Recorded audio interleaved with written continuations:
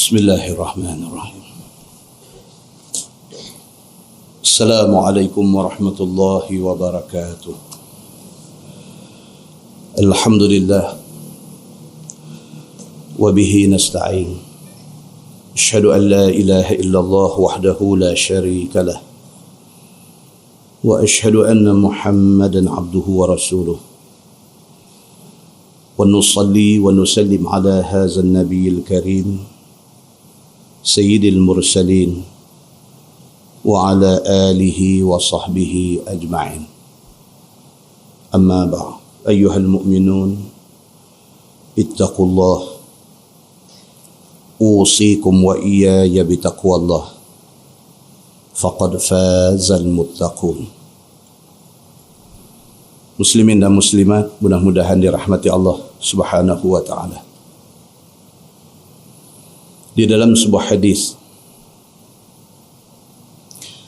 an Jabir bin Atiq radhiyallahu anhu qala anna an-nabiy sallallahu alaihi wasallam jaa ya'udu Abdullah ibn Thabit fawajadahu qad ghuliba alayhi fasaha bihi falam yujibhu fastarja'a Rasulullah sallallahu alaihi wasallam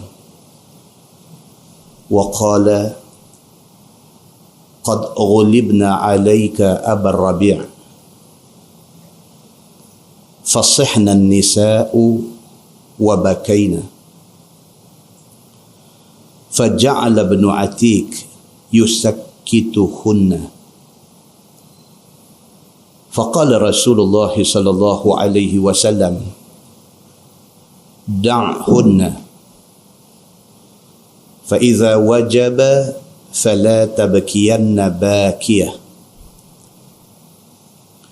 قالوا وما الوجوب يا رسول الله؟ قال رسول الله صلى الله عليه وسلم الموت. قالت ابنته إن كنت لأرجو أن تكون شهيدا قد كنت قضيت جهازك.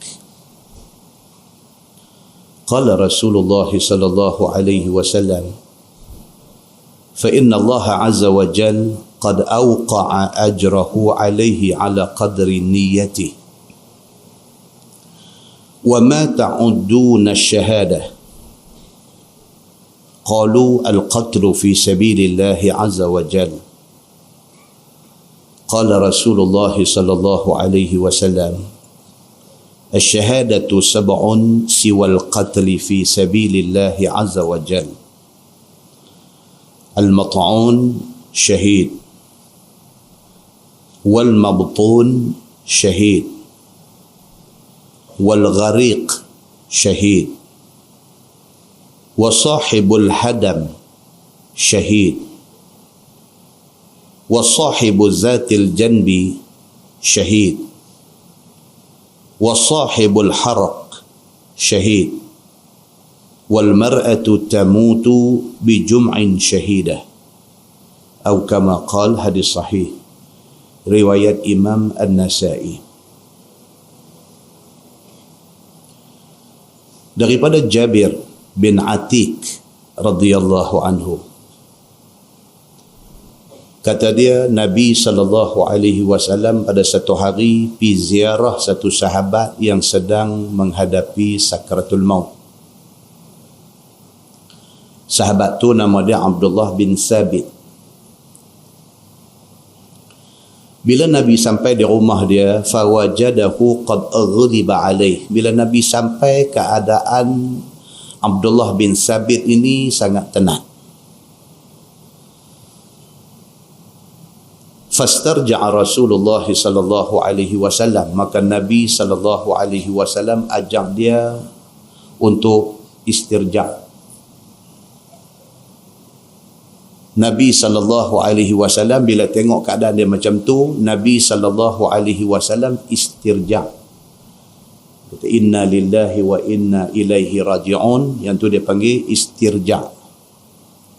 Nabi pi, Nabi tengok keadaan dia sangat tenang. Nabi sebut inna lillahi wa inna ilaihi raji'un. Wa qala, dan Nabi kata qad ghulibna alaika abar rabi'. Nabi balik kepada orang yang duk ada di rumah Abdullah bin Sabit, ataupun dipanggil gelaran dia Abu Ar-Rabi'. Nabi balik kepada orang yang duk ada ni, Nabi kata dia sangat tenang. Nabi kata maksudnya dia ni dah ujung umur, maksudnya dia ni dah dekat nak mati. Fasihna nisa wa bakaina. Bila Nabi SAW kata macam tu, menangis hak perempuan ni.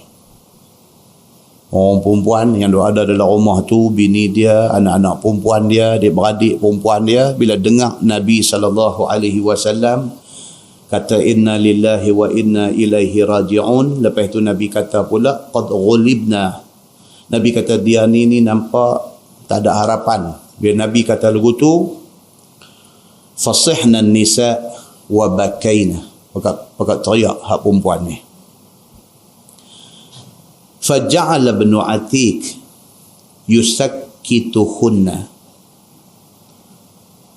Rawi hadis ini yang bernama Jabir bin Atiq, bila dia tengok keadaan macam tu, dia cuba untuk tenangkan perempuan-perempuan yang duk teriak ni. Dia cuba nak tenangkan mereka, dia cuba nak suruh mereka ni supaya banyak bersabar dalam menghadapi saat-saat akhir suami ataupun bapa mereka ni. Faqala Rasulullah sallallahu alaihi wasallam da'hunna. Nabi kata dekat Jabir yang cuba nak tenangkan perempuan-perempuan ni, Nabi kata dekat dia da'hunna. Tak usah, biar pergi kat mereka. Da' maksudnya tinggal. Da'hunna maksud biar pergi kat mereka. Biar mereka nak teriak, biar pergi kat mereka. Jangan duk pergi buat apa kat mereka, biar pergi kat mereka. Nabi kata. Fa idza wajaba fala tabkiyanna bakiyah. Nabi kata tapi saat lagi kalau mati betul saat lagi ni, masa tu jangan teriak lah. Nak menangis, nak teriak ni lah tak apa lagi, tapi lepas mati tak mau dah. Nabi kata puak ni mati riau kuat lagi lah kan. Cara tak mati pun nampak nak kelupung dah, mati saat lagi. Nabi SAW apabila Jabir bin Atiq nak pergi tenangkan mereka yang duk teriak ni, Nabi kata dia ni tak mati lagi, sementara dia ni tak mati, mereka nak teriak biar pergi. Tapi saat lagi bila dia ni mati betul saat lagi, Nabi kata fala tabkiyanna bakiyah, tak mau ada seorang pun teriak. Nabi kata qalu, bila Nabi kata fa idza wajaba fala tabkiyanna bakiyah, apabila wajib saat lagi maka jangan ada siapa teriak. Nabi kata apabila wajib.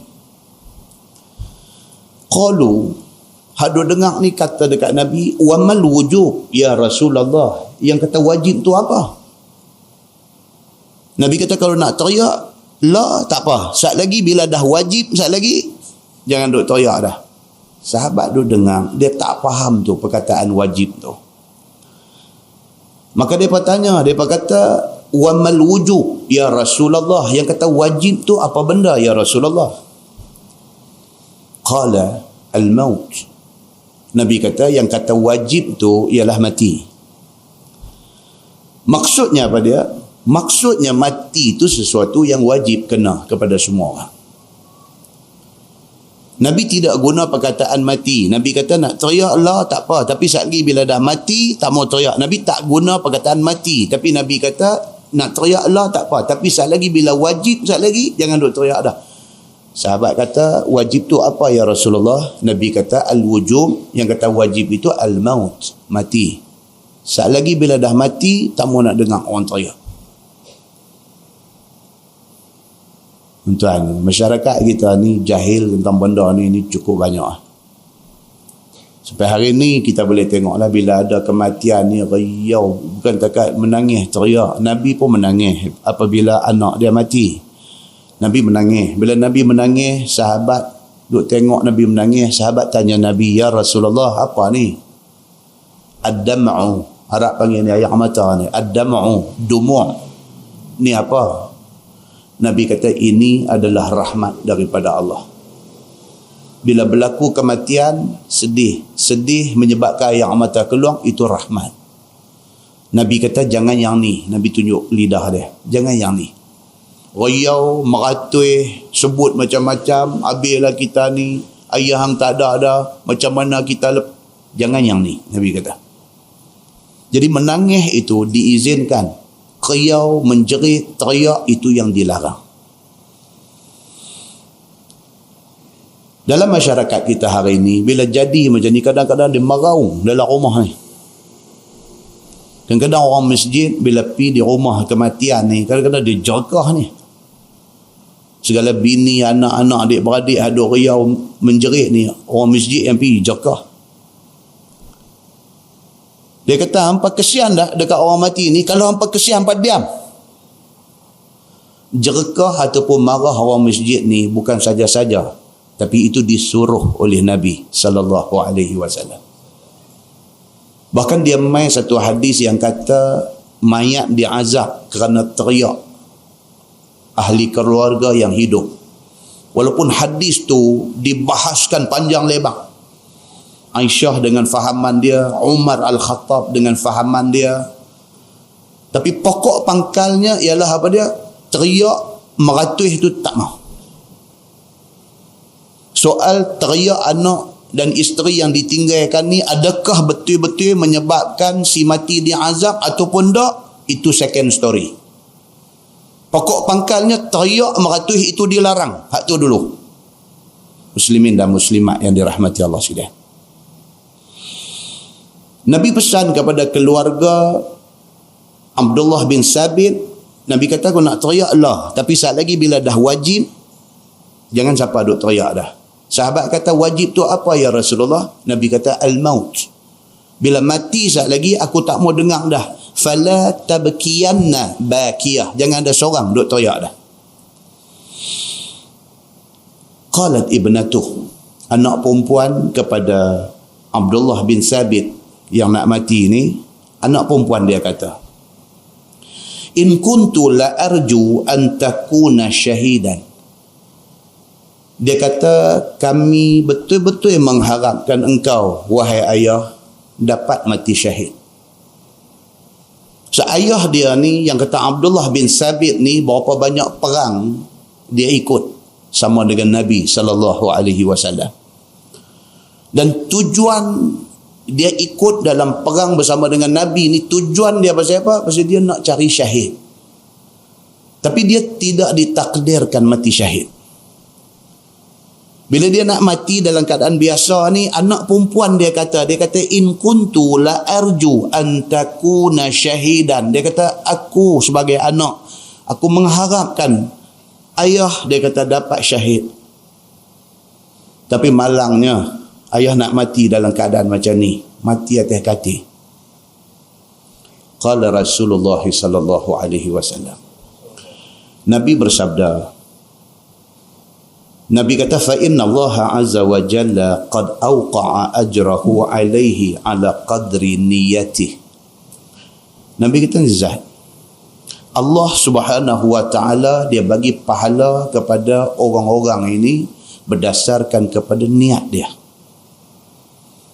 Bukan berdasar kepada ending dia syahid ataupun tak syahid, no. Berdasarkan niat dia. Kalau dia niat semasa hidup dia nak menegakkan agama Allah, dia nak berjuang bersama dengan Nabi SAW, dan dia nak syahid, walaupun dia tidak ditakdirkan syahid dalam perang, niat dia Allah nilai. Nabi bagi tahu lagu tu. Wa ma ta'udduna syahadah. Nabi kata, aku nak tanya apa? Ni dalam majlis di rumah Abdullah bin Sabit yang nak mati ni. Nabi dan lagi bagi ilmu kepada orang hadu ada. Nabi kata, wa ma ta'udduna syahadah. Apa yang hampa faham tentang syahid ni? Nabi tanya, duk ada ni. Nabi kata ni, hampa yang duk ada ni, hampa apa yang hampa faham? Hampa reti apa tentang syahid ni? Qalu, jawab sahabat-sahabat dengan adik-beradik, anak-beranak kepada Abdullah bin Sabit duk ada ni. Dia kata al-qatlu fi sabilillah. Dia kata yang kata syahid itu ialah orang yang mati di dalam perang kerana Allah. Itu syahid. Qala Rasulullah sallallahu alaihi wasallam, Nabi kata asy-syahadatu sab'un siwal qatli fi sabilillah. Nabi kata syahid selain daripada mati dalam perang sabilillah, ada 7 macam lagi syahid. Nabi kata. Apa dia? Yang pertama al-mat'un, syahid. Nabi kata orang yang mati kena ta'un, itu syahid. Kena penyakit wabak, itu syahid. Wal mabtun, syahid. Mabtun daripada perkataan Arab batnun. Batnun maknanya perut. Al mabtun maksudnya orang sakit dalam perut. Tak kira sakit apa. Dia kena appendix ke, membawa maut. Dia kena kanser usus perut ke, membawa maut. Apa juga sakit yang punca daripada dalam perut, dia mati kerana tu, syahid. Nabi kata dia syahid. Wal ghariq, syahid. Nabi kata orang yang mati lemah dalam air, mati tenggelam dalam air, syahid. Nabi kata. Wasahibul hadam, syahid. Nabi kata orang yang mati tertimpa apa-apa. Kalau hari ni kata mati tertimbus bangunan, mati kerana runtuhan tanah dan sebagainya, mati tertimbus, syahid. Nabi kata. Wasahibu zatil janbi, syahid. Orang yang mati kerana penyakit berjangkit, juga syahid. Wasahibul harq, syahid. Orang yang mati kerana kebakaran, rumah terbakar, pejabat tempat kerja terbakar, dia pergi shopping komplek terbakar. Orang yang mati kerana kebakaran, syahid. Nabi kata. Wal mar'ah tamutu bi jum'in, syahidah. Dan orang perempuan yang mati kerana beranak, bersalin, juga syahid. Hadis itu hadis sahih, riwayat An-Nasa'i. Berdasarkan hadis ni, maka ulama membahagikan syahid kepada 2. Satu, dia kata syahid akhirat sahaja. Syahid akhirat sahaja adalah 7 macam tadi ni. Mati beranak, mati sakit, mati lemah, mati terbakar, mati tertimbus, mati kerana penyakit ta'un. Ini semua dia panggil syahid akhirat. Maksud syahid akhirat ialah urusan atas dunia diuruskan sama. Mayat dia dimandikan, mayat dia dikafankan, mayat dia dikebumikan. Maka dipanggil syahid ni syahid akhirat. Akhirat sahaja Allah bagi ganjaran pahala dekat dia. Apa ganjaran Allah nak bagi, Allah saja yang tahu. Ada setengah pihak dia exaggerate benda ni, dia tambah-tambah lagi. Depa ni dia kata terlepas daripada soal dalam kubur dan sebagainya. Itu tidak bersabit daripada hadis Nabi sallallahu alaihi wasallam. Tidak ada sabitan hadis tentang benda tu. Pokok pangkalnya, Nabi dalam hadis, Nabi kata kematian yang 7 macam ini syahid. Tapi syahid apa? Syahid akhirat. Apa maksud syahid akhirat itu? Maksudnya dunia mayat dia diurus macam biasa. Dimandikan, dikapankan, dikebumikan macam biasa. Akhirat sahaja Allah sediakan pahala untuk dia. Banyak mana, apa ganjaran dia, apa yang disediakan oleh Allah, wallahu a'lam. Tuhan aja yang tahu. Tapi itu janji Allah Subhanahu wa ta'ala.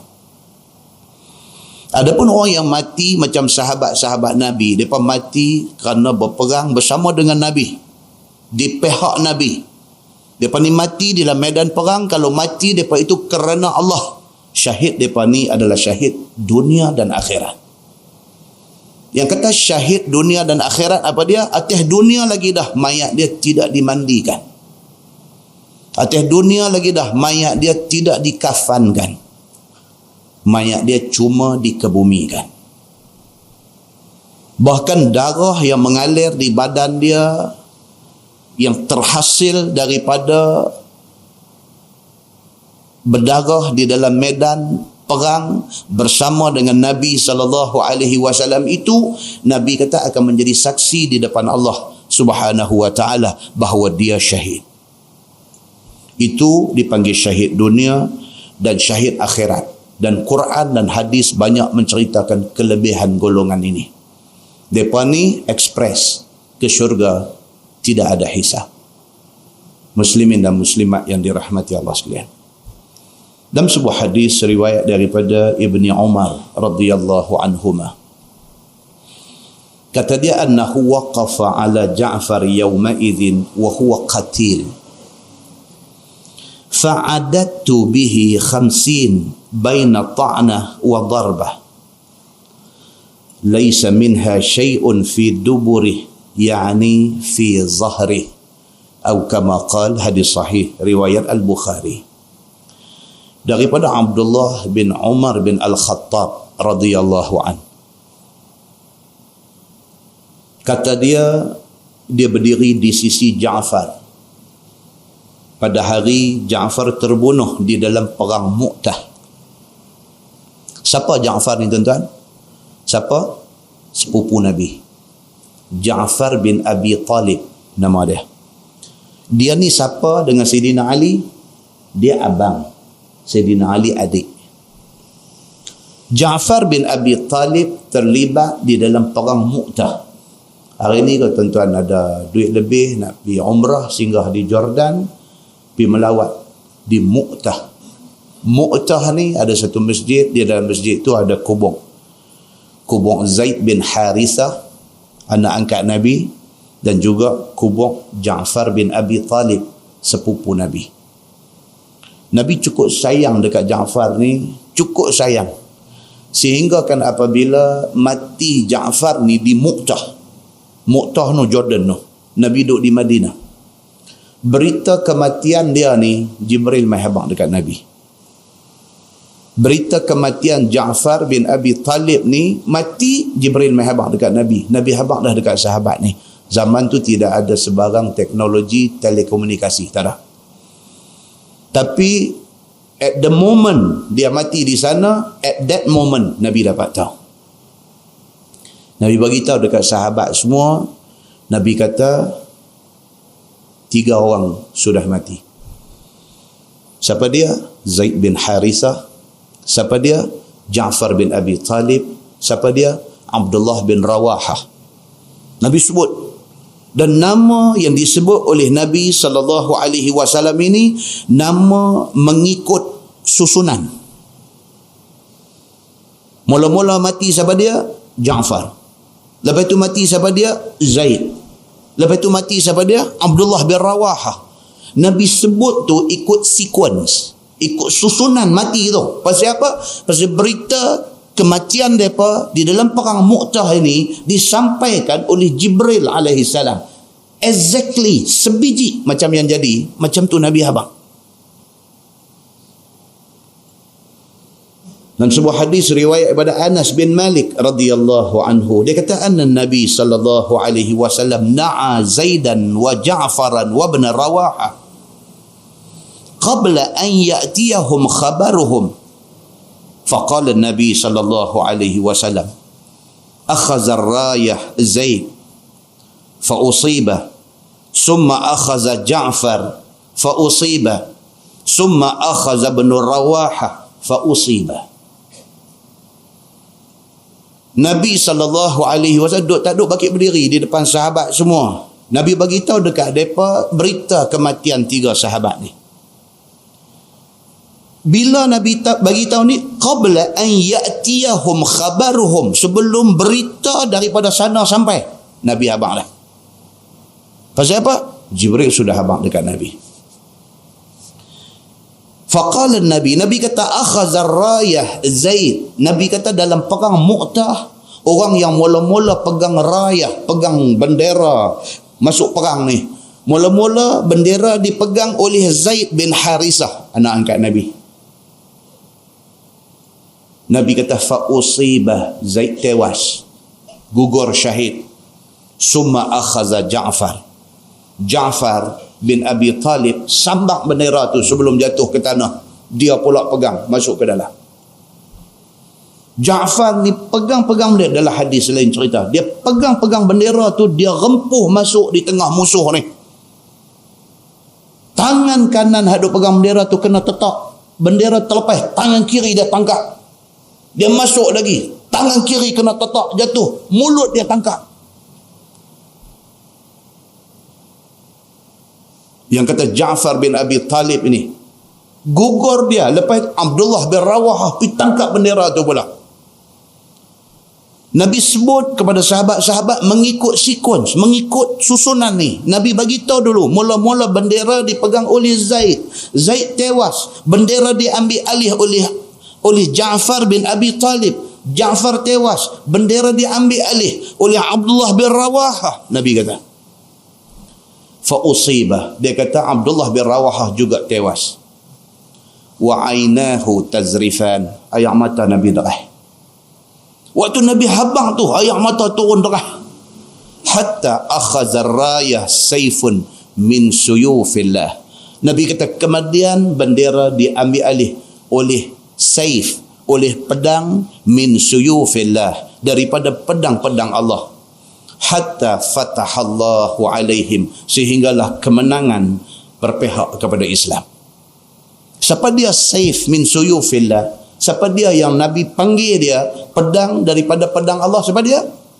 Khalid bin Al-Walid.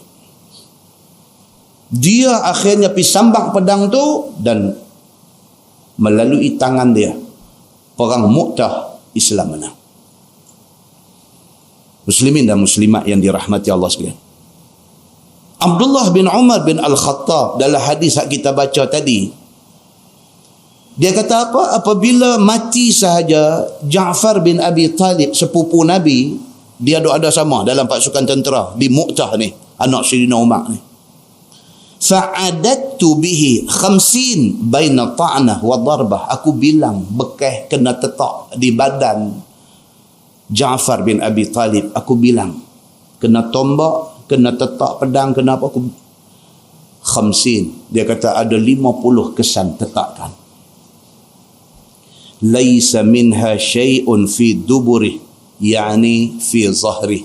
Di bahagian punggung dia, di bahagian punggung Ja'far bin Abi Talib tidak ada isi, melainkan tinggal rangka sahaja.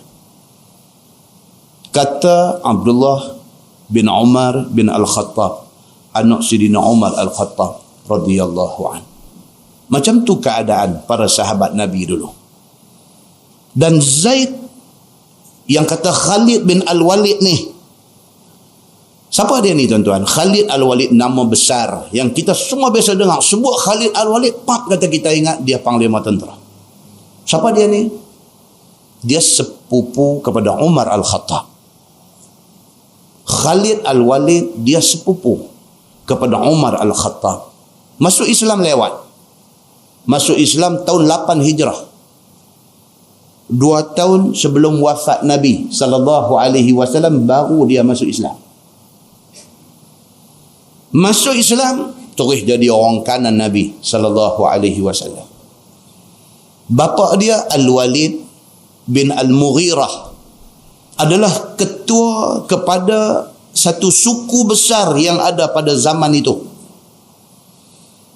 Yang kata Al-Walid bin Al-Mughirah ini, dia ketua kepada satu suku besar, suku Al-Makhzum. Dia ketua suku. Sebelum Khalid Al-Walid masuk Islam, abang dia nama Al-Walid bin Al-Walid masuk Islam dulu. Abang punya duka cita pasal adik tak masuk Islam. Bukan tak masuk Islam, dia pimpinan pasukan tentera musuh. Tuan-tuan, kita pergi haji, pergi umrah, kita akan pergi ziarah Medan Uhud. Tang tu nama dia nanti naik. Masa perang Uhud, dia kepala tentera sebelah Quraisy. Dialah orang yang memimpin tentera musuh take over bukit yang ditinggalkan oleh sahabat Nabi ini, yang kemudiannya membawa kepada tentera Islam hampir-hampir kalah Khalid Al-Walid. Bila abang dia Al-Walid bin Al-Walid masuk Islam, dia duka cita sebab adik dia tak masuk Islam. Bukan takat tak masuk Islam, dia jadi pimpinan tentera musuh. Dia duka cita, dia pergi mengadu dekat Nabi sallallahu alaihi wasallam. Tak ada cara kau boleh buat bagi adik saya ni Khalid Al-Walid ni masuk Islam. Nabi kata apa? Nabi kata orang sehebat Khalid Al-Walid, dia tidak akan boleh lama di pihak yang menentang Islam. Nabi jawab lagu tu. Nabi kata orang sehebat Khalid Al-Walid, sehebat adik hang ni, orang hebat macam dia tidak akan lama duduk di sebelah sana. Dia akan mai kat kita. Tahun 8 Hijrah dia masuk Islam. Dia masuk Islam saja, dia pimpin tuan-tuan 50 perang besar. Perang besar, 50 perang besar dia pimpin dan menang semua sekali. Tetapi yang kata Khalid Al-Walid ni mati atas kaki. Macam mana yang berlaku kepada Abdullah bin Sabit yang kita baca hadis mula tadi, begitu hal berlaku kepada Khalid Al-Walid. Berapa puluh perang yang dia pimpin, 50 hak besar saja, dan 50 perang besar menang semua. Dia tak mati di dalam medan perang. Masa perang Mu'tah yang kata tadi ini, mati Zaid bin Harisah, mati Ja'far At-Tayyar, Ja'far bin Abi Talib, mati Abdullah bin Rawahah, baru dia dapat bendera tu di tangan dia. Dalam perang itu 9 bilah pedang patah di tangan dia.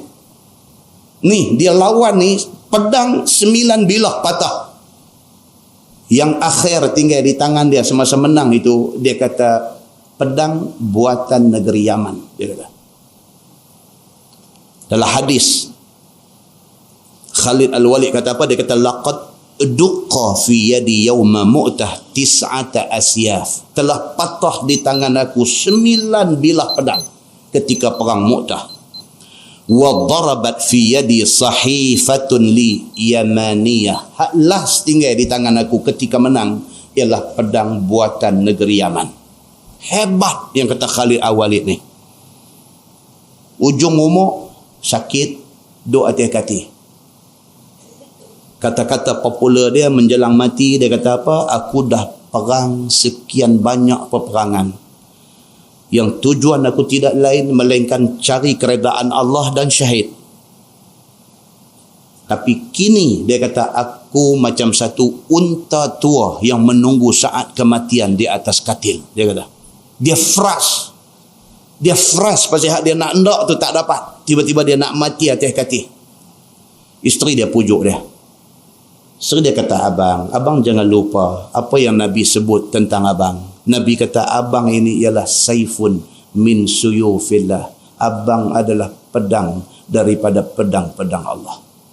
Bini dia kata kat dia lagu tu. Dan akhirnya dia meninggal dunia sakit di atas kaki. Sampai hari ini kalau kita ada rezeki, kita boleh singgah di Syria.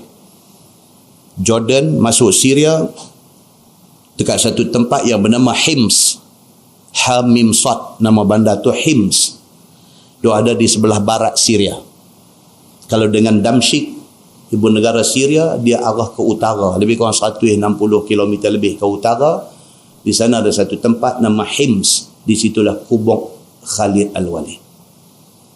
Muslimin dan muslimat yang dirahmati Allah sekalian, kita dengar cerita-cerita macam ni bukan ada apa. Kita nak tengok kita di mana. Para sahabat Nabi dengan Islam, mereka serius. Mereka serius dengan Islam ni. Mereka bawa Islam merata dunia.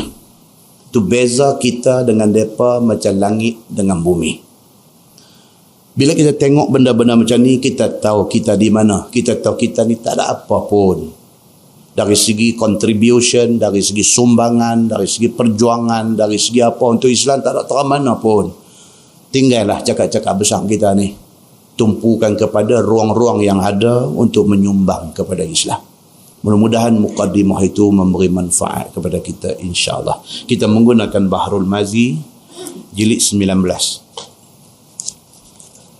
Bahrul Mazi jilid 19 muka surat 198. Muka surat 198 bab fil mutasyabbihat birrijal minan nisa. Itu bab yang datang pada menyatakan hadis yang membicarakan orang yang menyerupai laki-laki daripada perempuan. Tajuk malam ni ialah tomboy. Itu tajuk dia. Tomboy. Bahasa dia kata apa? Orang-orang yang menyerupai laki-laki daripada perempuan. Nah, banyak orang perempuan nak jadi orang jantan. Maksudnya tomboy.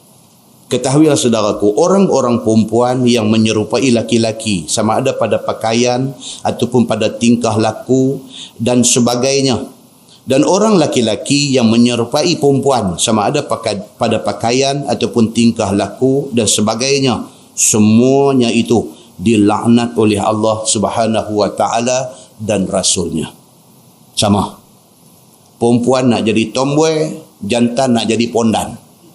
Sama hukum dia. Apa dia? Allah laknat, Nabi pun laknat golongan ini. Cerita dia apa? Tak mau. Benda ni tak mau. Tuhan bagi hang jadi perempuan, hang jadi perempuan. Tuhan bagi hang jadi jantan, hang jadi jantan. Perempuan nak pergi jadi tomboy, jantan nak pergi jadi pondan, yang ni semua tak mau dengar. Islam tak ada tempat kepada orang macam ni. Maka jadilah perbuatan yang demikian itu haram, sama ada kepada laki-laki atau perempuan. Tak kira dia kata. Jantan nak pergi jadi pondan pun haram, perempuan nak pergi jadi tomboy pun haram. Begitu. Bermula dalil yang menunjukkan haram itu adalah hadis yang dikeluarkan oleh Imam At-Tirmizi. Kata dia Ani bin Abbas radhiyallahu anhu qala la'ana Rasulullah sallallahu alaihi wasallam al-mutashabbihat birrijal minan nisa' wal mutasyabbihin bin nisa'i minar rijal. Diriwayatkan dari satu sahabat Nabi sallallahu alaihi wasallam, nama dia Abdullah bin Abbas radhiyallahu an. Kata dia telah dilaknat oleh Nabi sallallahu alaihi wasallam akan perempuan yang nak jadi laki-laki, dan dilaknat segala yang menyerupai dengan perempuan daripada laki-laki. Sama. Laki-laki nak pergi jadi pondan pun Nabi laknat depa, yang perempuan nak menjadi tomboy pun Nabi laknat mereka. Kata At-Tirmizi, ini hadis hasan sahih. Maka haram menyerupai segala perempuan akan laki-laki, sama ada pada pakaian, seperti perempuan pakai baju laki-laki, ataupun pakai seluar laki-laki, ataupun hidup pakai kepiah dan serban laki-laki, ataupun nak menyerupai laki-laki pada kelakuan, tingkah laku dan sebagainya. Dan yang demikian itu jugalah menyerupai laki-laki akan perempuan, sama ada pada pakaian, seperti orang perempuan pakai baju, seperti orang laki-laki pakai baju kebaya, ataupun laki-laki pakai selendang, ataupun laki-laki nak pakai tudung dan sebagainya daripada pakaian perempuan. Ni yang kata dulu pun ada lah, rancak lagi. Perempuan piduk pakai serban, pakai apa kejadah mereka ni. Bagi laki hang pakai serban sudahlah. Laki tak mau pakai serban, yang bini pergi pakai serban. Bagus punya kepai lilit atas kepala ni. Pening kepala kita tengok. Perempuan. Hak jantan ni pula lagu Allahu Akbar. Tuan-tuan, di Madinah apa ada? Saya pergi umrah 1 tahun tu. Orang perempuan saya keluar masjid begitu, dia kata apa tadi semayang bagi-bagi salam, tengok misai bertarin dia ada sebelah. Dia kata saya kata macam mana dia masuk pergi, dia pakai telekung. Yang ni nak kata apa tuan-tuan, ni segmeniak ke apa punya kaki ni, dia pergi ronot masuk duduk dalam kumpulan perempuan ni, pakai kain telekung, bagi apa misai bertarin. Saya kata kat dia, perempuan kot ada juga kadang-kadang perempuan ni tang bahagian misai ni dia nampak lebat sikit. Kata dah jantan, dia kata. Saya kata kalau lagu tu lain kali hang beralih dulu kiri kanan baru semayang. Sampai ke Madinah tu pergi nak buat kerja lagu tu. Muslimin dan muslimat yang dirahmati Allah. Si akut ni taklah kata Allah. Perempuan ni piduk tarik seluar jin pakai ketat dengan piduk pakai baju kemeja masuk dalam dengan rambut piduk potong pendek dengan jalan pun satu macamnya duk hawin badan lagu tu punya pipi cakap duk buat tangan lagu tu. Perempuan tak semak perut kita tengok lagu tu. Yang jantan ni pula lagu duk bawa beg duit lagu duk bawa lagu tu. Beg duit hambuh dalam poket belakang, kapur dalam poket seluar, dah duk timbang beg duit lagu tu. Jalan duk semak perut. Ni semua ni adalah golongan yang dilaknat Allah dan dilaknat oleh Nabi sallallahu alaihi wasallam. Maksud dia habang ni apa tuan-tuan? Maksud dia habang ni nak suruh kita sebagai ibu bapa ni teropong tengok anak-anak di rumah, jangan bagi jadi lagu ni. Pada awal kena jaga. Kita boleh nampak riak anak-anak di rumah ni, kita boleh nampak dia nak pergi jadi lagu mana, kita boleh nampak. Kalau hak jantan ni dia nak suruh kita ambil barang apa, tunjuk dia buat melentik jari lagu tu, mau pergi bagi hantar pergi wataniah ke apa, bagi dia reti, bagi dia jadi jantan sikit. Begitulah sebaliknya. Daripada awal ni jangan biar dia pergi jadi lagu tu. Pada awal kena blok mereka ni daripada jadi macam golongan yang dilaknat Allah dan dilaknat oleh Nabi sallallahu alaihi wasallam. Tapi dia ada juga kadang-kadang kes-kes tertentu ni dia kerana faktor genetik dia kata. Dalam keluarga dia 7 laki-laki, seorang dia yang perempuan. Dia jadi kasar, dia jadi lasak. Pasal apa? Pasal hari-hari berkawan dengan abang laki-laki, dengan adik pun laki-laki. Jadi sendirinya terbentuk dia ni kasar sikit. Kalau lagu tu Islam memaafkan selagi mana dia tidak pulun nak jadi laki-laki. Demikianlah sebaliknya. Keluarga 7 perempuan, dia seorang laki-laki, dia jadi lembut sikit. Pasal apa? Hari-hari duk berkawan dengan perempuan semua. Kes-kes yang macam ni kes-kes yang dikecualikan. Tetapi ibu bapa mau duk kena monitor budak ni. Jangan pergi jadi sampai merosakkan masa depan dia. Baik, kemudian dia kata apa? Dan berkelakuan seperti mana perempuan dengan lemah lembut, dengan liuk lintuk badannya dan menurut macam mana suara dan apa kelakuan dan juga hiasan yang dia pakai seperti gelang tangan dan kaki dan sebagainya. Ni hak jantan ni. Cakap pun satu macamnya lembek, lembut, dengan pergerakan badan dia punya pun jadi lembut. Duk pergi pakai gelang, duk pakai dikarut. Dan juga dia kata memakai kerongsang dan juga memakai marjan, permata dan sebagainya. Seperti subang dan pacak sanggui. Karut lah. Sampai piduk penaik sanggui, piduk bubuh pacak sanggui. Tu hak geng apa, ada menari apa, lagu keroncong apa tu, piduk bubuh tu, bila bubuh tu dia duduk gedik-gedik tu dia panggil pacak sanggui. Anak jantan piduk pakai lagu tu. Jangan. Kadang-kadang budak-budak ni pergi jadi lagu ni pasal mak dia. Pasal mak dia.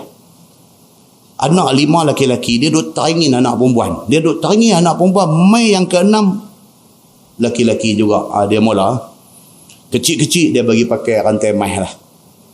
Kecil-kecil dia duk bubuh gelang kaki dah kat budak ni. Dia pasal dia teringin anak perempuan, maka dia cuba nak memperempuankan anak laki-laki dia. Mak ni kadang-kadang menjadi punca kepada anak pergi jadi lagu tu. Jangan duk buat kerja macam ni. Pasal apa? Pasal akibat dia dilaknat oleh Allah dan dilaknat oleh Nabi sallallahu alaihi wasallam. Adapun jika seorang itu berperangai seperti perangai perempuan dengan tidak dia buat sendiri, tetapi itu sengaja kejadiannya demikian, maka itu tidak apa. Tetapi disuruh juga oleh syarak dengan berpayah dan bersusah diri pada meninggalkannya, dan maulah dibuang perangai itu beransur-ansur. Ini dalam kisah kita kata tak saat ni. Kalau semua anak laki-laki dia main seorang anak perempuan, dia nak jadi kasang, kita ni susah payah pun kita kena make sure dia jadi perempuan. Tingkah laku dia perempuan, dia betul-betul jadi feminin, dia tak jadi orang jantan. Ibu bapa bertanggungjawab dalam hal ni. Tajuk baru dia kata bab fi karahiyati khuruj al-mar'ah muta'attirah. Itu bab yang datang pada menyatakan hadis yang menunjukkan tegah perempuan keluar rumah pakai bau-bauan. Orang perempuan dia kata dilarang keluar rumah, tak kira keluar nak pergi masjid ke, Kalau dalam hadis cerita tentang larangan perempuan keluar pergi masjid pakai wangi-wangian ni, Nabi kata apa? Allah tidak terima sembahyang mereka. Kalau orang perempuan pergi kerja pakai wangi-wangian, ini termasuk dalam bab kita nak baca ni. Cuba angkat tangan bini siapa pergi kerja tak pakai wangi. Tak ada. Semua bini pakai wangi. Pasal apa? Orang perempuan dia suka wangi. Islam membenarkan dia pakai wangi, tetapi pakai wangi di rumah untuk suami. Tapi dia salah. Dia di rumah dia duk bau bawang merah, dia duk bau udang, dia duk bau apa dia masak hari tu bau kat dia. Tapi bila dia nak keluar pergi kerja, semerbak bau. Daripada laluan dia di pejabat tu, daripada pintu masuk sampai meja dia duduk tu sepanjang tu tinggal bau wangi ni. Tak kena lah macam tu. Pasal kita ni untuk suami kita, bukan kita ni untuk tontonan umum. Nampak?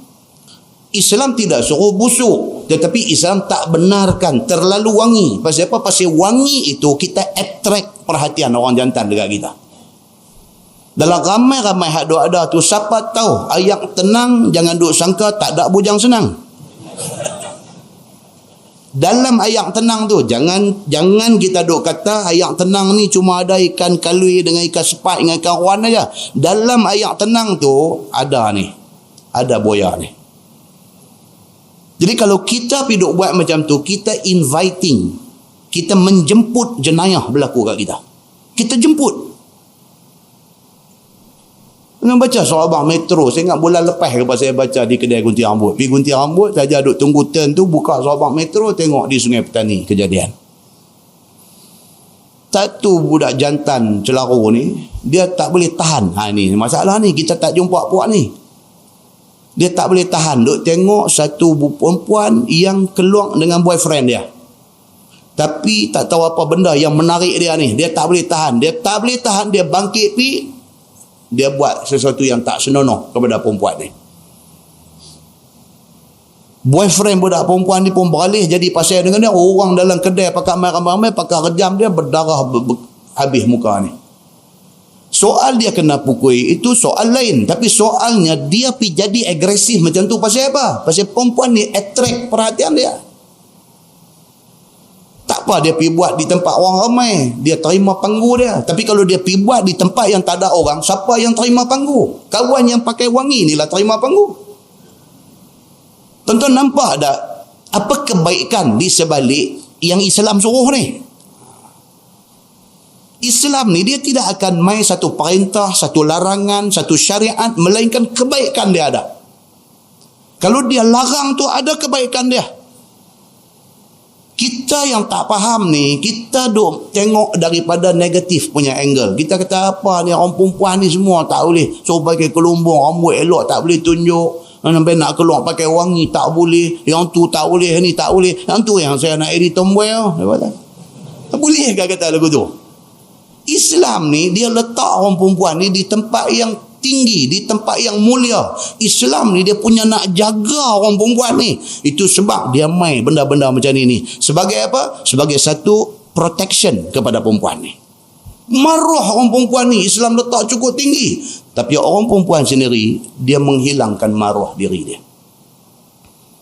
Muslimin dan muslimat yang dirahmati Allah sekalian. So dia kata bab ni cerita tegah orang perempuan keluar memakai bau-bauan. Ketahuilah saudaraku, harus orang perempuan keluar kerana hajat dengan izin suaminya kalau dia dah bersuami. Orang perempuan bukan sampai tak boleh keluar rumah. Dia kata orang perempuan harus keluar rumah kalau nak tunaikan hajat-hajat dia yang perlu. Tetapi kalau dia dah bersuami, kena bagi tahu suami, suami kena bagi green light. Bukan Islam nak kurung orang perempuan di rumah tak bagi keluar. Dah, boleh keluar. Tetapi kalau ada suami, kena bagi tahu suami. Dan sampai suami balik kerja, balik duk cari dia ni tak ada, mana pergi cari sampai balik-balik tong gas di dapur ni kuat-kuat. Tak ada. Dalam rumah tak ada, di dapur tak ada, di mana tak ada, sampai pergi kalih tong gas tengok tak ada. Baru duk ambil telefon. Apa dia panggil lah ni? B. You ada mana B? Sana pun jawab balik. I keluar asal lah B juga. Sana pun B, sini pun B. Lah ni punya panggilan ni, kita dengar pun geli. Nak suruh kita panggil memang tak panggil lah. B ni memang tak panggil lah. B you mana B? I baru balik rumah ni. You pergi mana B? Don't main B.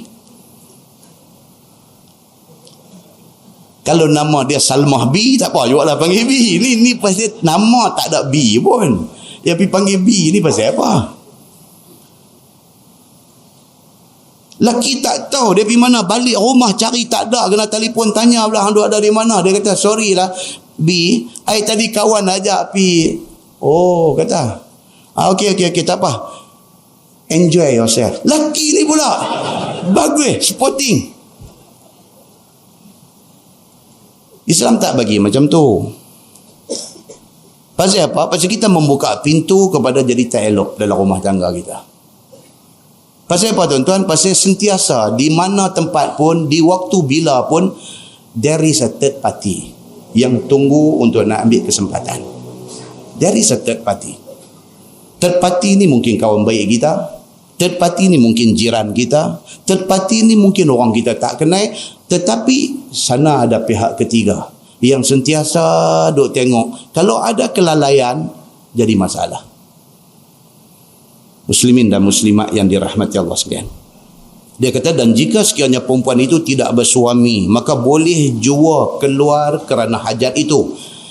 Kalau dia tak ada suami, dia nak keluar boleh, bukan tak boleh. Tengok siapa ada. Kalau duduk dengan bapa kena tahu dia nak pergi mana. Begitu. Tetapi mana-mana perempuan, apabila nak keluar daripada rumah, janganlah memakai minyak bau-bauan sampai menjadikan semerbak segenap jalan itu. Jangan sampai macam tu. Bukan tak boleh pakai wangi, tapi jangan terlebih.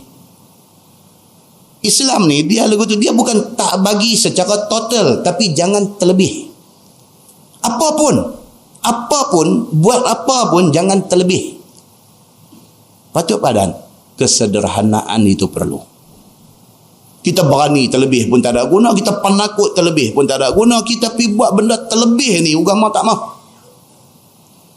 Orang perempuan bukan tak boleh pakai wangi, tapi jangan sampai terlebih, sampai semerbak sepanjang jalan. Jangan. Pasal apa? Pasal dia boleh merangsang satu orang yang kita tak tahu apa niat dalam hati dia. Muslimin dan muslimat yang dirahmati Allah sekalian. Maka tiada siapa yang harum melainkan dia. Orang tahu dah. Bau macam ni dia tahu dah siapa dia. Jangan sampai bini kita jadi macam tu. Sampai orang tahu dah. Perfume yang dia duk pakai tu satu pejabat tahu dah. Dia bau ni, dia tahu dia ni mai. B mai hari ni. B juga dia pun. B mai hari ni, dia kata. Kalau begitu keadaannya, dia kata maka berdosa ia. Berdosa dia. Pasal apa? Pasal dia menjadi punca kepada laki-laki ni sudah naik semangat. Berdosa dia. Kerana dia telah membangkitkan fitnah, dia kata. Dia menyebabkan jadi kacau dalam tempat kerja tu. Memberi orang laki-laki yang mendapat baunya berpaling tilik dengan memandang mata kepadanya. Dia attract perhatian orang. Bila lalu wangi ya semua pekat beralih. Tengok pakai t-shirt balik tulis belakang follow me. Jahanam. Memang dia panggil suruh ikut dia. Begitu. Dan membangkit akan syahwat orang yang bersyahwat. Ni kaki hak tiga suku ni ada banyak tuan-tuan. Sex maniac ni ada banyak. Dia tak perlu kepada ubat-ubat penyokong untuk semangat dia mai. Dia ni hak jenis orang yang bermasalah ni dia tak perlu. Dia sikit punya hal dia boleh mai gila. Kita duk pakai wangi macam tu, kita tak tahu ni bila kita nak jumpa dengan syekh gila ni. Tuan-tuan tengoklah tuan-tuan, dalam hari ni punya dunia apa yang kita duk jumpa. Budak umur 7 tahun pun boleh jadi mangsa depa. Yang ni dapat umur 7 tahun, budak perempuan umur 7 tahun boleh jadi mangsa depa. Lepas dia buang nafsu dia bunuh budak ni. Maksudnya apa? Orang mental disorder ni ada di mana-mana. Dan kita tak tahu dia ada di mana. Maka kita jangan menjadi punca kepada dia pergi jadi agresif. Muslimin dan muslimat yang dirahmati Allah sekalian. Dan orang yang macam ni, dia kata akan bangkit syahwat dia dan membangunkan nafsunya.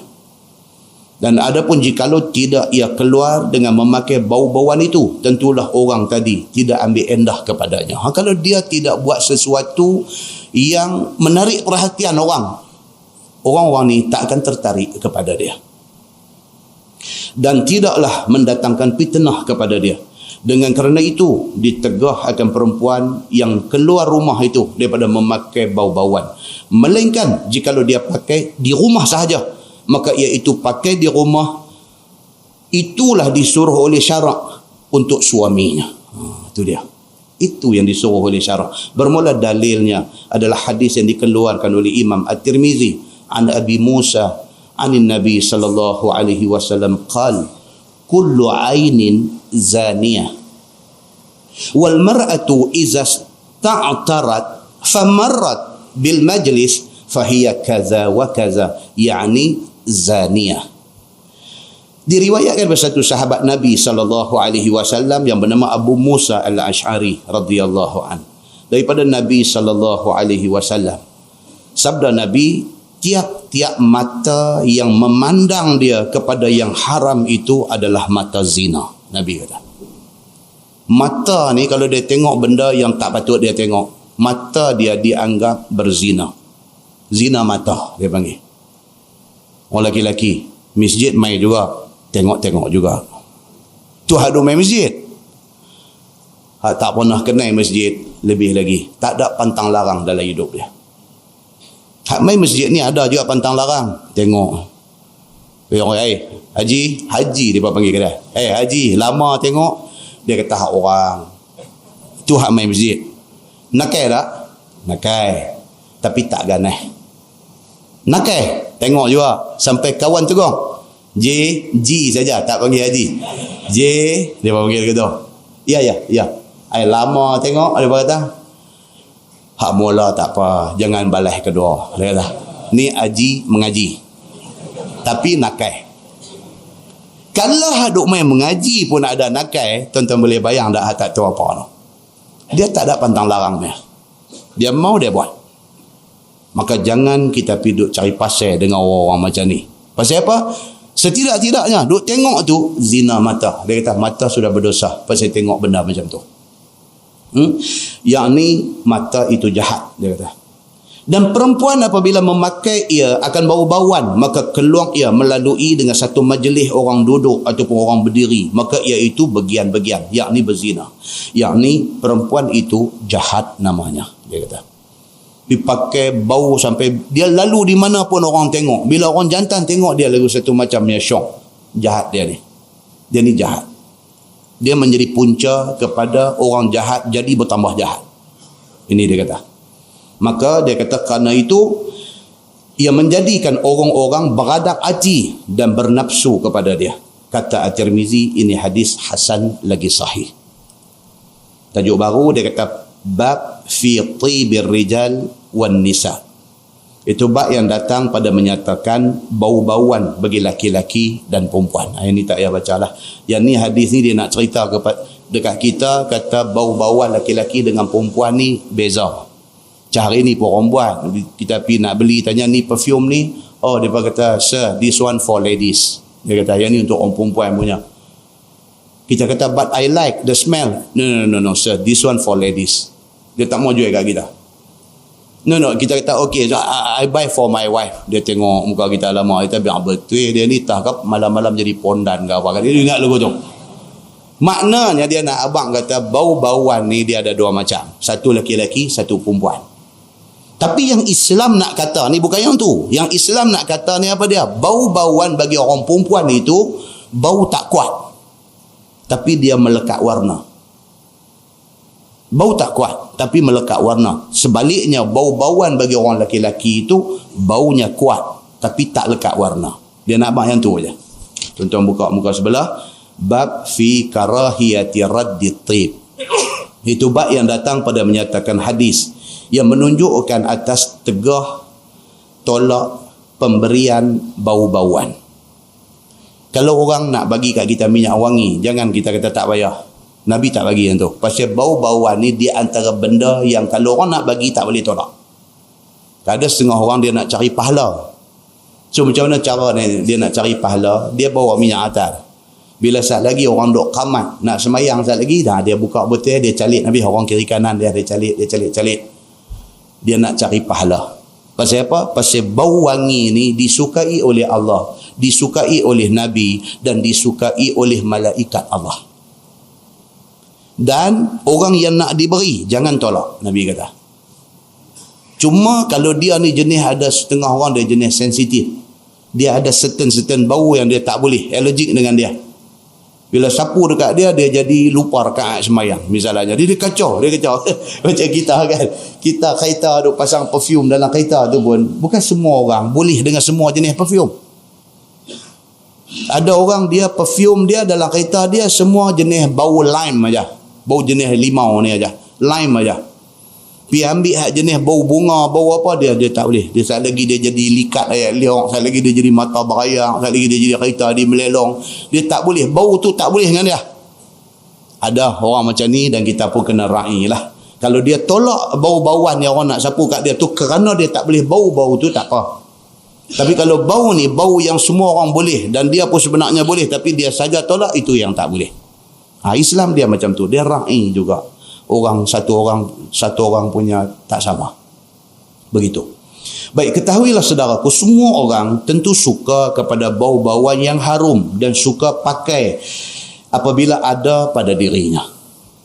Kebiasaan. Semua orang suka wangi. Tak ada manusia yang suka busuk, tak suka wangi. Wangi ni semua orang suka. Seperti mana semua manusia suka benda cantik. Itu normal. Kalau dia ni suka hak tak cantik, suka hak busuk, ini masalah. Ini Perak Road mau nak kena picek. Ni ada masalah punya kaki. Kalau orang biasa, orang normal ni, dia kira wangi, cantik ni dia suka. Ni yang dia nak bagi tahu. Dan memakainya itu terpuji pada syarak. Pakai benda wangi ni agama suka. Dan boleh dapat bau-bauan itu sama ada dengan beli ataupun dengan beri orang. Kita ni benda ni boleh dapat dua macam. Apa dia? Kita pergi beli ataupun duk tunggu orang bagi. Ada satu jenis macam ni pun ada. Itu sebab dia beritahu. Tengok, kata lama tak nampak isap rokok, berhenti lah kah? Tanya. Dia kata saya berhenti beli aja. Berhenti beli, jadi dia masuk rokok berhenti ke dah? Dia kata kalau orang bagi ambil.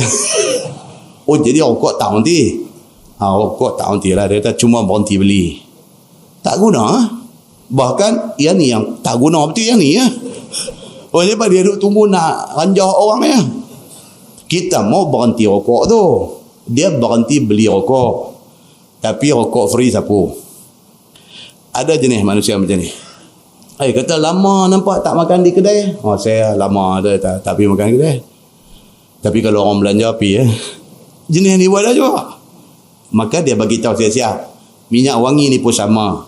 Ada manusia dia ada minyak wangi dengan cara bawa keluar duit beli. Tapi ada yang tak ada minyak wangi di rumah dia. Tapi tu minta orang Dia tak awak minyak wangi malam bau wangi tak awak ada suara tempat tengah nak pakai. Tak kira, agama dia tak kira. Yang penting apa? Dia suka kepada bau-bauan, agama suka kat dia. Begitu. Maka apabila diberi akan kamu bau-bauan itu, maka seolah-olahnya kamu dapat nikmat yang datang kepadamu dengan sendirinya. Bila orang main nak bagi kat kita, nak sapu kat kita minyak wangi, itu satu anugerah. Dia kira lagu tu. Seperti datang seorang memberi kamu bunga ataupun apa bau-bauan. Termasuk dalam bau-bauan ini ialah bunga. Pasal bunga wangi. Kalau orang main bagi bunga, jangan tolak, dia kata. Ini bagi kes laki, bagi kat bini. Kalau kita pergi bagi kat bini orang, tak boleh lah. Kan? Tak pasal beli bunga ruih sekuntum, pergi di pejabat lagu duk tengok bini orang, pergi lagu ni. Dia kata ni apa ni? Tak ada apalah saja, bagi kat you. Dia ni pun jadi hari tu duk type apa silap, spelling habis semua. Pasal apa dia ni pergi bagi bunga kat aku? Jadi duk fikir yang tu pula. Esok pagi mai bunga lain pula. Kemarin merah, hari ni putih pula. Duk bagi kat bini orang juga. Yang ni agama tak suruh. Jangan lagi pergi duk baca yang ni, balik pergi buat yang tu. Pergi duk abang Ustaz Samsuri kata boleh, jahanam saya. Yang kata kalau orang bagi bunga jangan tolak ni, orang hak bagi tu ada kaitan dengan kita. laki kita bagi ataupun anak kita bagi, dia kata ni sempena anniversary ayah dengan mama, kami bagi bunga, yang jangan tolak. Ataupun orang yang tidak membawa kepada mungkin berlaku fitnah bagi, tak apa. Kalau orang yang ada kemungkinan boleh membawa pintu fitnah, mai duk bagi bunga ke orang perempuan, itu tak boleh terima. Pas itu membuka kepada ruang fitnah. Maka jangan kamu tolak kalau sekiranya benda tu tidak bawa fitnah. Dan jangan tidak mau terimanya. Karena apabila kamu tolak pemberian itu, maka seolah-olahnya kamu telah menolak nikmat yang nak mai kepada kamu. Maka jadi tidak baik yang demikian itu. Dia kata jangan lagu tu. Demikianlah kelakuan Nabi SAW apabila datang orang bagi bau-bauan kepada Nabi, maka tidak ditolaknya, bahkan diterima oleh Nabi SAW. Maka itulah hal Nabi SAW yang tersebut di dalam hadis yang dikeluarkan oleh Imam At-Tirmizi. Kata dia an Anas bin Malik radhiyallahu anhu, anna Nabi SAW kana la yaruddu at-tib. Diriwayatkan daripada sahabat Nabi SAW, nama dia Anas bin Malik radhiyallahu anhu. Kata dia adalah Nabi SAW tidak menolak ia akan bau-bauan yang diberi orang kepadanya. Nabi tak pernah tolak. Nabi ini bukan bau saja, bukan bau wangi saja Nabi tak tolak. Ada banyak benda Nabi tak tolak. Orang ajak pergi rumah makan, Nabi tak tolak. Orang nak bagi minuman, susu dan sebagainya, Nabi tak tolak. Nabi ni dia sukar, bagi dia nak menolak hajat orang, sukar bagi dia. Dia jenis orang bagus, Nabi ni. Orang yang cukup bagus.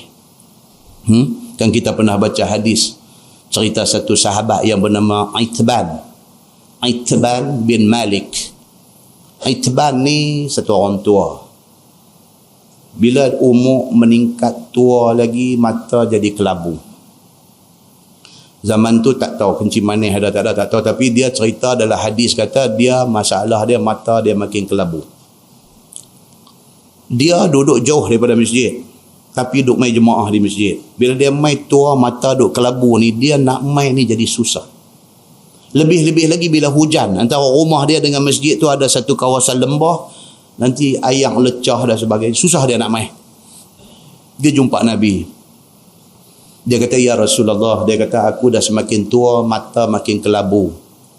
Boleh tak hajat hati saya ni, tuan mai ke rumah, semayang di rumah saya di satu tempat. Dia kata, fa'attakhizuhu musallah. Aku nak jadikan tempat tuan semayang sebagai musalla, sebagai tempat saya semayang. Nabi dengar macam tu, Nabi pergi. Esok aja dalam hadis kata semayang duha, Nabi pergi di rumah dia. Nabi sampai, dia pun seronok. Nabi mai terus nak ajak minum makan. Nabi kata nanti saya dulu tunaikan hak hajat tu dulu. Nak suruh saya semayang di mana? Nabi kata. Dia terus tunjuk di satu penjuru rumah dia di sini. Nabi terus pergi semayang. Dan tempat Nabi semayang itu, dalam agama dia kata tabarruk. Tabarruk, daripada perkataan berkat ni, tabarruk maksudnya mengambil berkat. Tempat Nabi semayang tu, dia jadikan tempat dia semayang. Bila dia ada masalah nak pergi masjid, tak ada orang nak pimpin dia nak pergi susah dan sebagainya, tempat Nabi semayang di rumah dia tu, fa'attakhizuhu musalla, aku jadikan dia musalla aku. Tu Nabi tu, satu orang tua yang bukan siapa-siapa. Bukan orang ada nama, bukan Abu Bakar, bukan Umar, bukan Osman, bukan Ali, bukan Abdurrahman bin Auf. Satu sahabat biasa, nama dia Itban bin Malik. Dia bukan satu orang kenamaan, dia bukan pembesar, dia bukan orang kaya, dia bukan siapa. Tapi hajat dia tu, Nabi pergi esok, Nabi pergi semayang di rumah dia. Itu Nabi. Itu Nabi SAW, kepimpinan dia tu menjadi contoh dan teladan kepada semua. Muslimin dan muslimat yang dirahmati Allah sekalian. Baik, hadis tadi itu hadis yang hasan lagi sahih. Masalah dia kata minyak bau-bauan ataupun minyak wangi dan bantai dan susu tidak wajar ditolak akan dia. Ini dia main tiga benda. Bukan minyak wangi aja. Dia kata bahkan bantai. Dan bahasa Arab dia panggil al-wisadah. Al-wisadah ni bukan bantai duk cidong tu. Al-wisadah ni bantai Arab. Tuan-tuan kalau pergi negeri Arab, Pergi Mekah Madinah lah kata, kita pergi buat haji, buat umrah. Kita sampai di sana, Arab ni dia tak macam kita. Kita ni dengan seti rozel kita, dengan apa semua. Mereka pakai kapet, lepas tu bantai duduk di dinding tu. Duduk atas kapet, bersandar di bantai tu. Bantai yang duduk di dinding tu. Bantai tu dia panggil Al-Wisadah. Al-Wisadah. Bila kita pergi rumah mereka ajak duduk, mereka bagi bantai tu. Bagi bantai tu, jangan pergi balon tidur. Tak, bantai tu habuan duduk bersandar. Kita ni sebut kata bantai, kalau lagu nak dung saja. No, bantai tu habuan duduk bersandar, sendai tangan. Itu kalau orang panggil masuklah rumah ajak duduk, jangan tolak. Nabi kata. Maksudnya menerima jemputan tetamu. Begitu. Dan juga susu. Sesungguhnya nikmat-nikmat itu apabila datang kepada kamu, maka tidak sayogia kamu tolak akan dia. 3 benda ni dia kata jangan tolak. Itu nikmat. Kerana di sini dia kata ada 3 perkara yang menjadi nikmat yang dikhabarkan oleh Nabi SAW. Apabila datang kepadamu, janganlah engkau enggan daripada menerimanya.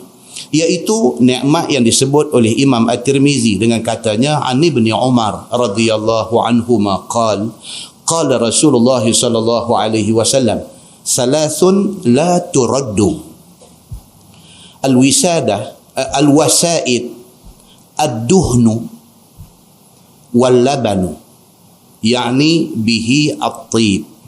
Diriwayatkan daripada satu sahabat Nabi sallallahu alaihi wasallam, nama dia Abdullah bin Umar bin Al-Khattab radhiyallahu anhuma. Kata dia sabda Nabi sallallahu alaihi wasallam, 3 perkara yang tidak sayogia daripada nikmat-nikmat itu ditolak akan dia. Yakni tidak diterima akan dia. 3 benda jangan tolak. Nabi kata kalau orang bagi. Apa dia? Yang pertama al-wasaid, bantai-bantai. Yakni apabila datang kamu kepada orang-orang kerana ziarah dia, maka duduk kamu, kemudian diberinya kamu bantai untuk sandar, supaya kamu duduk bersinduh padanya untuk nak menghilangkan letih kamu dan dapat kamu bersenang-senang rehat diri, maka sayogia hendaklah kamu terima akan dia. Kita pergi rumah orang dah, sampai depan rumah dah, dia kata masuk Ustaz. Kita kata dak dah kot. Masuk Ustaz. Dia kata dah lah tak nak main rumah saya. Masuklah Ustaz. Kalau tak orang makan minum pun tak apa, masuk Ustaz. Kalau sampai macam tu ayat dia keluar, masuk Ustaz. Betul lah kita sibuk kan. Tapi kalau pergi panggil makan kenduri tak boleh masuk lah. Kalau tidak tak habis kat kenduri tu kan. Tengoklah kita pergi ziarah biasa ni, dia kata masuklah Ustaz. Allah, dia kata hang bukan pernah main rumah aku. Duk berkawan 25 tahun dah, tak nak main pun di rumah. Hari ni dah sampai dah, masuk Ustaz. Dia duk ulang sebut lagu tu, masuk Ustaz. Tu ayat tu, masuk Ustaz. Tak salah sampai kita jual main beda dah minta maaf lah lain kali main. Tak salah, masuk Ustaz lah. Ambil hati dia, kembang semangkuk hati dia. Oh, dia kata bagi. Dia seronok tu kita masuk tu. Masuk duduk. Ni dia kata mak dia ni buat teh mai satu. Kita kata dah. Ni saya masuk Ustaz ni pasal nak tunai hajat hang aja. Jangan ayah semua tak mah. Dah takkan masuk saja. Dia kata kenal lah ayah mohon segelas. Dia buat lagu tu pula. Orang kita biasalah, orang kita kan. Kita pun sabar tak kenal. Lu nak bangkit dia pegang tangan. Ayang aja. Tunggu ayang tak keluar main lagi. Rupanya duk penek kopok lekor pula di dalam tu. Yang tu yang tak orang masuk tu kan tak? Kadang-kadang. Tapi masuk. Kalau ada masa boleh adjust lagi aktiviti yang berikutnya. Agama ni dia kira lagu tu lah, ambil hati orang tu pahala besar. Masuk Ustaz, dia kata. Dan jangan ditolak akan nikmat yang demikian itu. Dia kata macam tu punya orang hajat kita masuk. Jangan tolak hajat dia. Keduanya dia kata minyak wangi. Dia kata jangan tolak, seperti yang dibincangkan panjang tadi. Yang ketiganya susu. Dikehendaki dengan minyak wangi itu ialah ayak wangi daripada minyak ataupun ayak yang berbau wangi. Yakni apabila datang memberi orang kepada kamu akan minyak wangi itu ataupun memberi sedikit susu untuk minum, maka jangan tolak akan dia ataupun tidak mau menerima akan dia. Kerana apabila tidak mau terima, jadilah kamu orang yang menolak akan nikmat yang datang kepada kamu. Kata At-Tirmizi, ini hadis gharib. Dia kata 3 benda ni Kalau boleh jangan tolak. Orang yang bagi tu dia besar hati. Tuan-tuan, jangan buat pasal tuan-tuan. Orang senang kadang-kadang dia punya besar hati tu kurang sikit. Tapi orang susah tuan-tuan, dia punya besar hati besar sungguh. Saya pernah kerja di Sungai Aceh dulu. Kerja di Sungai Aceh. Pi ke atas no, dia nelayan. Sungai Udang, Sungai Cenaam, kawasan PPRT, apa rakyat termiskin, apa semua dia pun nelayan. Saya masa kerja di Zoom ngajak sekolah di situ. Kita masa tu baru keluar universiti, pergi kerja. Jadi kita ni satu cikgu yang mempunyai idealisme, semangat, ambil berat. Budak tak main sekolah ni, kita tanya siapa dia ni, dia duduk di mana, pi cek buku rekod, tengok alamat rumah dia tak mana, pi di rumah tu nak cari pasal apa hang tak main sekolah. Baru ni pi tengok nu, duduk kawasan nelayan, rumah orang susah kan. Bila kita pi tengok mak dia keluar mai, dia kata ni sepedia tau ni. Tabaklah saya ustaz apa ni daripada sekolah ni nama ni anak kau kah? Ha, dia kata anak saya lah. Awak ustaz pasal apa? Orang kampung susah. Dak dia tak pergi sekolah 3 hari dah ni. Awak pasal apa? Dia sakit ke? Dia apa ke? Bukan boleh claim mileage apa tu pergi tu. Semangat. Kan? Allah minta maaf lah ustaz. Dia kata dia turun ke laut. Itu dia. Kalau kita tak pi, kita berburuk sangka. Bila kita pi, kita jumpa punca dia. Dia minta maaf lah ustaz, dia turun ke laut. Oh, kata awak apa ayah dia? Ayah dia penat, masuk hospital 3 hari dah. Dia kena ganti ayah dia lah, kena turun ke laut. Kalau tidak kami tak makan apa. Tuan, ketat dada tuan, kita dengar. Kita tadi ni ke api tu lagu macam nak bagi satu ceramah Maulidur Rasul lah. Kan? Pi tu. Dia dengar macam tu, dia ada mic jadi lagu lain lah. Dia main lagu kena ketat dada satu macam. Kan? Oh gitu kah? Kata habis ayah dia berapa hari dah? 3 hari dah. Oh, kita pun jadi tak tahu nak cakap apa dah. Tak apalah, tapi kalau boleh janganlah tuang sekolah banyak sangat, takut lagi masa depan dia. Yalah, tapi bukan ada siapa dah nak pi, adik dia kecil lagi. Ya. Tuan-tuan, kita balik.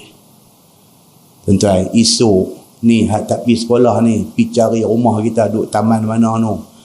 Bawa udang, bawa apa ni, hak hasil laut ni pi hantar di rumah. Jam.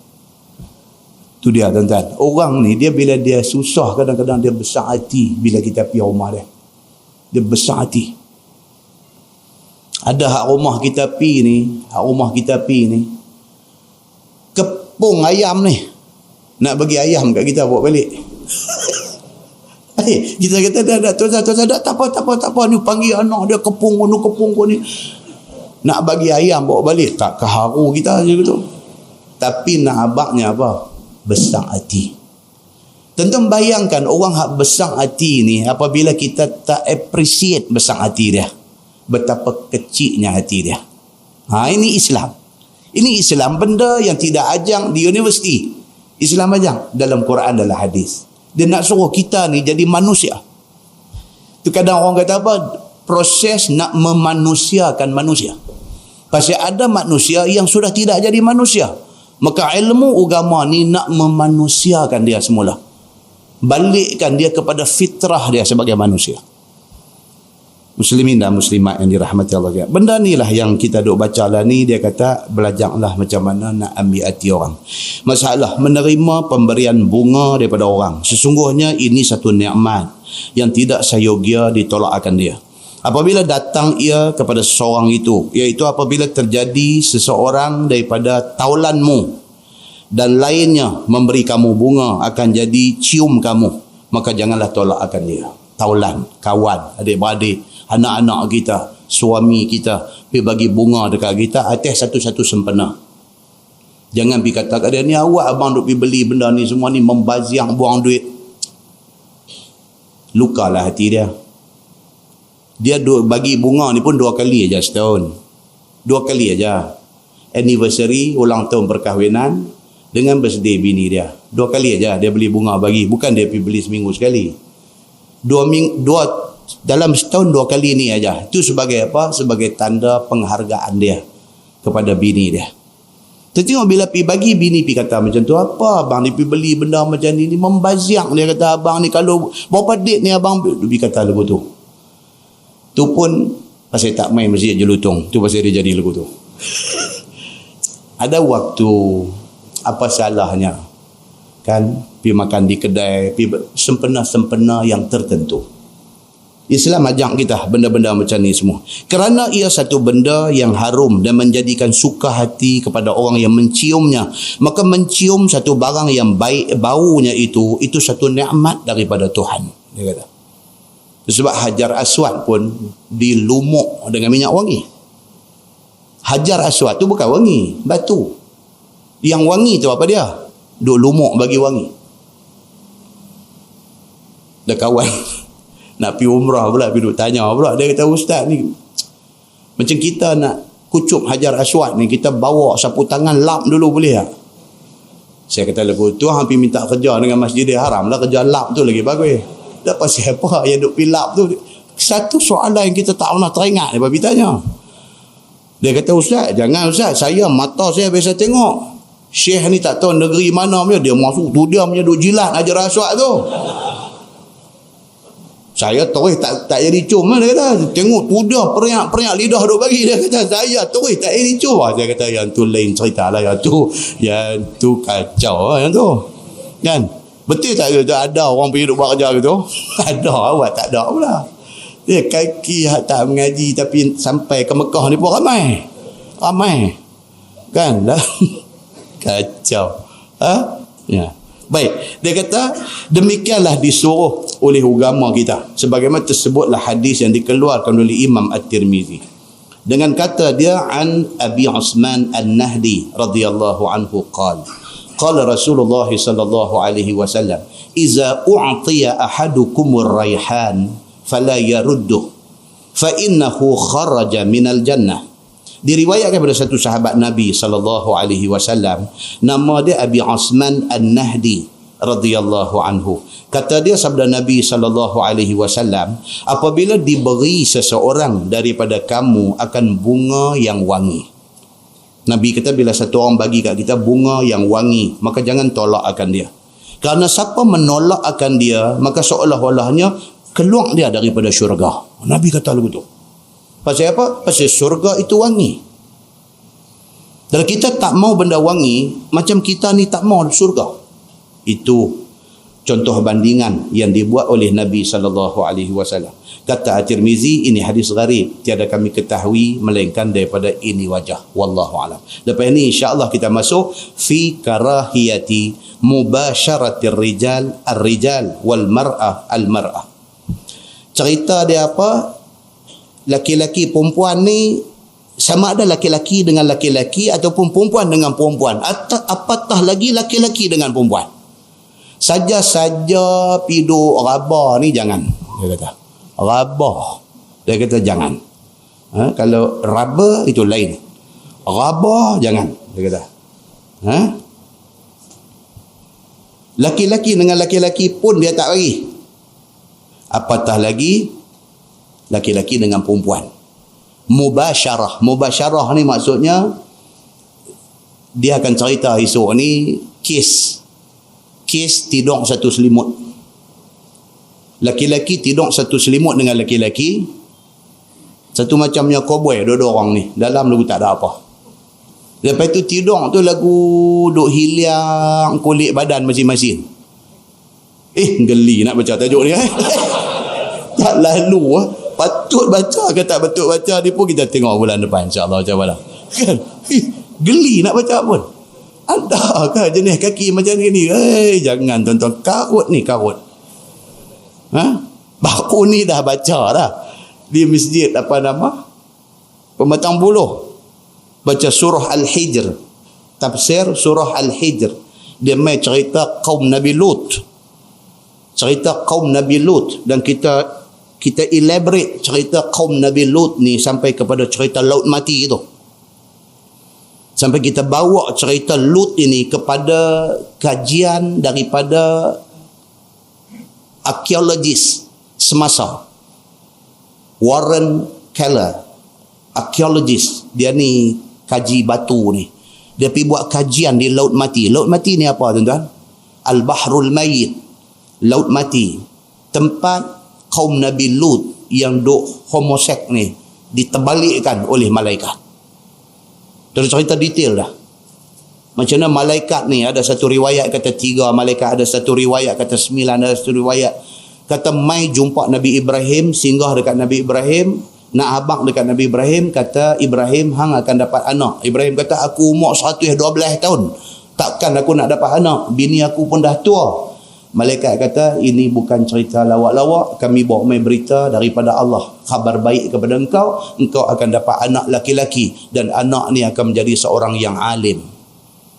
Betul, Nabi Ibrahim dapat anak, nama dia Nabi Ishaq. Nabi Ishaq dulu. Nabi Ibrahim tanya malaikat ni, betul-betul ni hampa ni siapa dia, nak pergi ke mana? Dia kata kami ni malaikat utusan Allah, Jibril dan juga pengiring dia. Kami sebenarnya bukan di sini, kami nak pergi ke negeri sebelah.